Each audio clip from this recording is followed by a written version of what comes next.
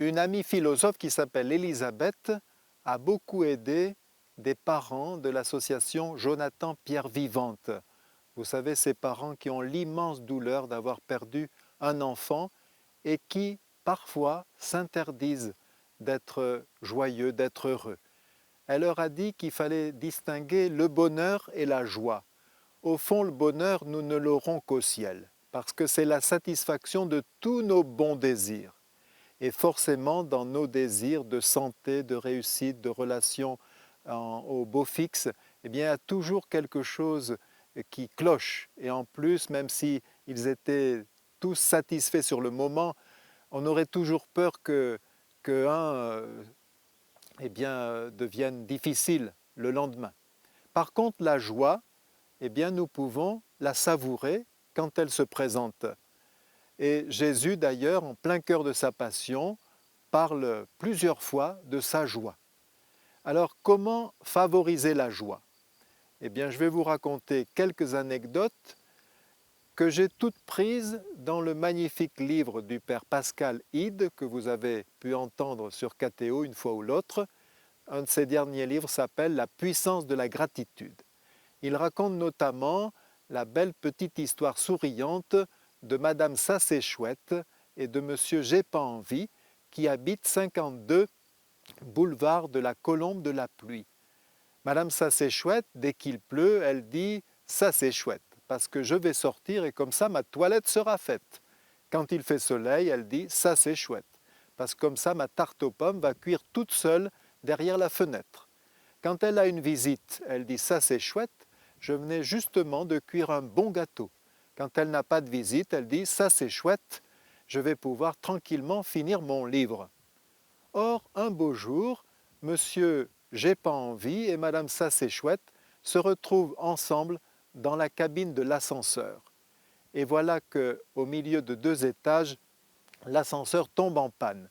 Ah, ça c'est chouette, dit Madame Ça c'est chouette, parce que je vais pouvoir commencer à prendre mon déjeuner. Ah, dit Monsieur J'ai pas envie, moi j'ai pas envie encore de manger. Allez, dit Madame Ça c'est chouette, prenez donc un peu de ce jambon de pays, vous m'en direz des nouvelles. Et puis ils ont fini de manger quand l'ascenseur est toujours en panne. Alors Madame Ça c'est chouette dit « Ah ben ça c'est chouette, parce que je vais pouvoir continuer le pull que je tricote à mon neveu. » Ah ben moi j'ai pas envie de tricoter, dit Monsieur J'ai pas envie. Et Madame Ça c'est chouette tricote, tricote, tricote, et le pull s'allonge. Et elle dit « Ah ben ça c'est chouette, parce que je vais pouvoir vous l'offrir, parce qu'il est beaucoup trop grand maintenant pour mon neveu. » Et puis voilà qu'elle dit « Ah ben le temps passe et moi j'ai sommeil, je crois que je vais dormir. » Ah, dit Monsieur j'ai pas envie, moi j'ai pas envie de dormir debout dans cette cabine. Mais voilà qu'elle, elle bâille et elle se met à s'endormir. Et il la trouve tellement belle avec ses petites bouclettes, avec ses petites fossettes, avec ses yeux fermés. Et puis voilà que l'ascenseur redémarre, le dépanneur est passé, ils vont pouvoir sortir. Et Monsieur j'ai pas envie dit à ce moment-là « Ah ben moi j'ai pas envie de vous quitter. » « Ah ben ça c'est chouette, dit Madame ça c'est chouette, parce que moi non plus. » Ils se marièrent, ils furent heureux et eurent beaucoup d'enfants. Alors pourquoi Madame ça c'est chouette est heureuse de vivre? Est-ce qu'elle serait une optimiste inconditionnelle par nature? Il y a beaucoup plus que cela. C'est parce qu'elle vit l'instant présent. Elle est toujours dans la gratitude et elle est toujours dans le don sans contrepartie. Elle offre du jambon de pays à Monsieur J'ai pas envie, qu'elle ne connaît pas. Elle tricote pour son petit-neveu et elle offre le pull à Monsieur J'ai pas envie. Elle est toujours dans le don. Et ça, que nous soyons optimistes de nature ou plutôt pessimistes, que nous voyons les choses négativement ou plutôt positivement, nous pouvons toujours le travailler. Le Père Pascal Hide parle aussi d'amis qui étaient allés en bateau sur la mer à Cortés et qui ont vu une jeune baleine prise dans un filet de pêcheurs dérivants et qui était condamnée à mourir. Alors ils décident de s'approcher d'elle et ils entreprennent de la libérer de ses liens. La manœuvre est difficile puisque avec sa nageoire caudale, elle menace toujours leur bateau, mais au bout d'1 heure d'effort, ils réussissent à la libérer. Et à ce moment-là, ils ont assisté à quelque chose d'étonnant. La baleine aurait dû partir, j'allais dire à toutes jambes, mais au lieu de cela, elle est restée dans leur champ de vision et elle a accompli quelques 40 sauts dans la mer, un véritable festival. Ils ont calculé qu'il a duré le temps qu'avait duré le sauvetage. Puis elle s'en est allée. Et ils ont pensé que ça n'était pas qu'un acte de jubilation de la part de cette baleine, mais que c'était vraiment un acte de gratitude. Et ils ont repensé au cantique de Daniel qui dit « Et vous, baleines et bêtes de la mer, bénissez le Seigneur ». Et si les animaux ont ce réflexe, nous pouvons nous aussi le cultiver.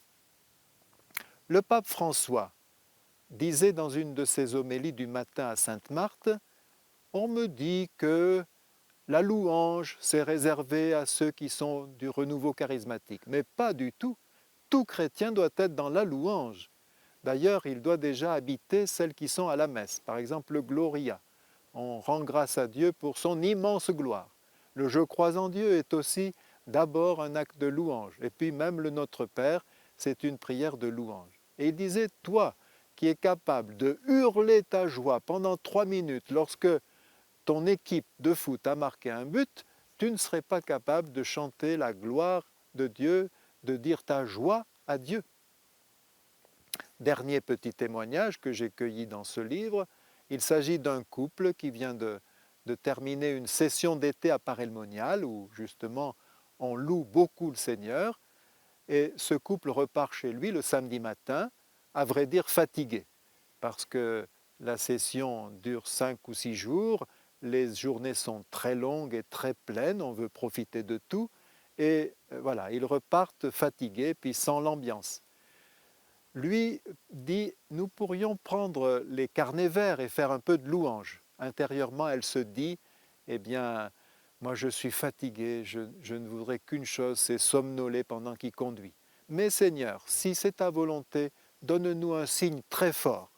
Et à ce moment-là, son mari doit négocier un virage assez prononcé, il n'a pas de visibilité et il doit freiner brutalement devant un camion qui fait une manœuvre un peu délicate sur la route. Et c'est un camion de déménagement sur lequel il y a écrit en lettres rouges sur fond blanc un immense « Louez-moi ». Elle a compris le message. Vraiment, non seulement il est juste de louer le Seigneur, mais il est bon de lui rendre grâce en tout lieu, en tout temps, en toutes circonstances.